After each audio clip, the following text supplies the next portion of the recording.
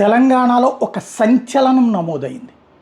Graduate MLC, teacher MLC, 2 టీచర్లు, ఒక graduate ఎమ్మెల్సీకి జరిగినటువంటి ఎన్నికలకు సంబంధించి విచిత్ర పరిణామాలు చోటు చేసుకున్నాయి. ఒకటి, ఇంతకుముందు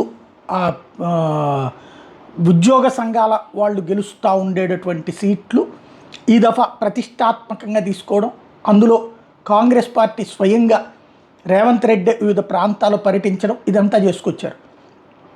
దాంతో ఆయా ప్రాంతాల్లో ఉన్న అభ్యర్థుల్ని పరిచయం చేయడంతో పాటుగా వీళ్ళని గెలిపించాలి, అలాగే నేను ఎంత కష్టపడ్డానో మీ అందరూ నాకు తగిన తీర్పు ఇవ్వాలి అని చెప్పుకొచ్చారు. తీరా చూస్తే ఒకటేమో పీడీఎఫ్ తీసుకుపోతే, ఒకటి ఆల్రెడీ బీజేపీ తీసుకుపోతే, ఇప్పుడు కరీంనగర్ గ్రాడ్యుయేట్ ఎమ్మెల్సీ ఎన్నికల్లో సంచలనమే నమోదైంది. టోటల్గా చూసుకునేటప్పటికి కరీంనగర్ గ్రాడ్యుయేట్ ఎమ్మెల్సీ ఎన్నికల్లో ప్రసన్న హరికృష్ణ ఎలిమినేషన్తో 2వ ప్రాధాన్యత ఓట్ల ముగింపులో పూర్తయిపోయింది. వాస్తవంగా అయితే నిన్నటి నుంచి ఈ గొడవ నడుస్తూనే ఉంది.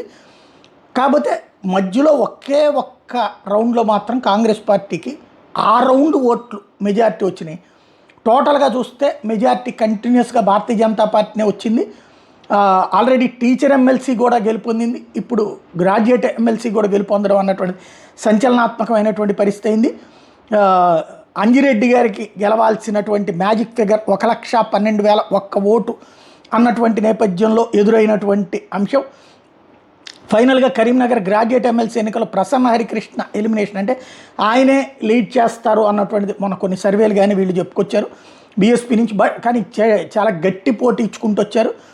ఆయనకి సంబంధించి ఎలిమినేషన్తో 2వ ప్రాధాన్యత ఓట్ల ముగింపులో అత్యధిక ఓట్లతో బీజేపీ అభ్యర్థి అంజిరెడ్డి లీడ్లోకి వచ్చారు, అంటే లీడ్లోనే కంటిన్యూ అయ్యారు. చివరి 2 అభ్యర్థులు అంజిరెడ్డి మరియు నరేందర్ రెడ్డి విషయంలో అంజిరెడ్డి ముందు ఉండటంతో, అది కూడా 1ో 2ో కాదు చాలా ముందు ఉండటంతో బీజేపీ అభ్యర్థి అంజిరెడ్డి గెలిచినట్టు ప్రకటించారు. రిటర్నింగ్ అధికారికంగా అనౌన్స్ చేయాల్సి ఉంది. కాంగ్రెస్ అభ్యర్థి నరేందర్ రెడ్డికి 50%+1 ఓట్లు వచ్చే వరకు కౌంటింగ్ చేయాలని డిమాండ్ చేస్తున్నారు. కాకపోతే ఇక అట్లాగ ప్రత్యేకించి చేయడానికి ఇంకా కుదిరేటటువంటి పరిస్థితి కాదు కాబట్టి రిటర్నింగ్ అధికారి కరీంనగర్ కలెక్టర్ ఎలక్షన్ కమిషన్కి సమాచారం ఇచ్చేశారన్నటువంటి పాయింట్ ఇప్పుడు ప్రధానంగా వినబడుతోంది. ఫైనల్గా అంజిరెడ్డి గెలవటం అన్నటువంటిది కీలకమైన అంశం.